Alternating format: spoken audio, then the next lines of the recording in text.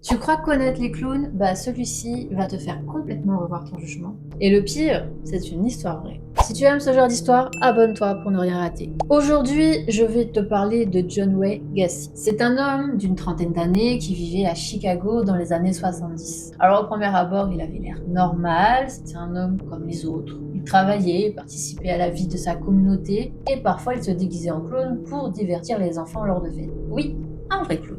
Mais derrière ce sourire se cachait quelque chose de terrifiant. John a commencé à attirer les jeunes hommes chez lui sous prétexte de travail ou de fête. Une fois seul, il les agressait sexuellement, puis les tuait. Et le plus horrible, il les enterrait sous sa maison ou les jetait dans des rivières. Les enquêteurs estiment qu'il a tué au moins 33 jeunes hommes. Comment personne n'a découvert ça plus tôt? Eh bien John était malin. Pour le voisinage, c'était Pogo le clown, sympathique et drôle. Pour ses victimes, un prédateur froid, dominateur et sadique. En 1978, la police a commencé à enquêter sur des disparitions liées à lui. Ils ont fouillé sa maison et ont découvert tous les corps. John a été arrêté, jugé et reconnu coupable de meurtre en série. En 1980, il a été condamné à la peine de mort et exécuté en 1994. Il a reçu 21 condamnations à perpétuité et 12 condamnations à mort, l'une des plus lourdes peines pour un tueur en série aux États-Unis. Alors son histoire reste tristement célèbre, notamment parce qu'il paraissait totalement normal et il a inspiré plusieurs films et séries, certains explorant son personnage de clown tueur pour montrer à quel point la façade d'un criminel peut être terrifiante. Et comme dit le dicton, il ne faut jamais se fier aux apparences.